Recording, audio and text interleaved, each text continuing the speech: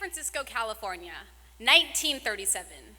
A wonder of the modern world has been created, built of steel this magnificent span. After the 4-year struggle of relentless winds, blinding fog, rocks embedded underneath the water prepared to gouge you from the inside out, and treacherous tides ready to tear you apart. A technical masterpiece that can only be described in superlative terms. Many said that a suspension bridge was impossible, but on May 27, 1937, Joseph Strauss proved the engineering world wrong.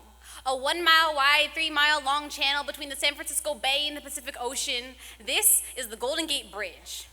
The Foremost Travel Guide describes the bridge as number 1 of the 488 things to do in the city.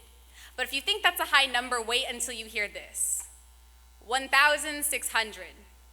1,600 bodies have been recovered from the water. 1,600 people stood on the edge and contemplated taking their lives, had fear embedded in their eyes, tired of tides rolling down their cheeks during unsteady seas, tired of being suspended amidst a violent storm. 1,600 could have been your classmate, your coworker, your son, your daughter, and all you saw in them was a beautiful structure with ironwork bones that could carry itself. You didn't see the suspension cables they manufactured across their wrists. You didn't see them starting to rust, deteriorate, rot, weaken, bend, and break. You didn't see that bridges can only take so much before they cave in. September 24th, 2000. 19-year-old Kevin Hines throws himself headfirst over the 4-foot rail, dives down at 45 miles per hour. His body turns and hits the water in the sitting position, taking the impact to his lower torso, shattering 3 vertebrae, lacerating his lower organs, and 6 years later, he stated, "There was a millisecond of free fall. In that instant, I thought, what have I just done? I don't want to die." He is one of the 34 people who survived. May 7th, 2015.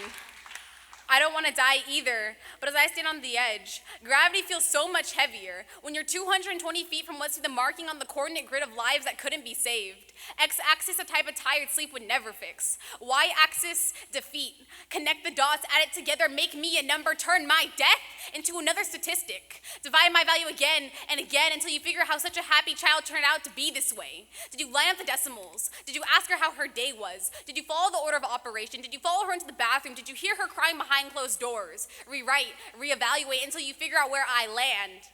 So I stand above this rigid rocked ocean floor resting place, and I believe I know why it's called the Golden Gate. Because we were all just scared kids with splitting cables and crushed beams and broken hearts, hoping that if this is hell, Golden Gates must be awaiting the oxidized minds and loose bolted happiness that rattle inside the skulls of those with if they were angels who could fly, so they could still get into heaven if they killed themselves. Every 40 seconds, 50 cars cross the bridge. Every 40 seconds, someone commits suicide. So as I find myself unable to throw myself over, I think, how could you die in such a breathtaking place?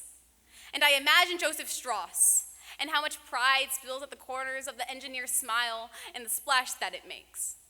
But we aren't too different from what he built. There is beauty constructed inside all of us.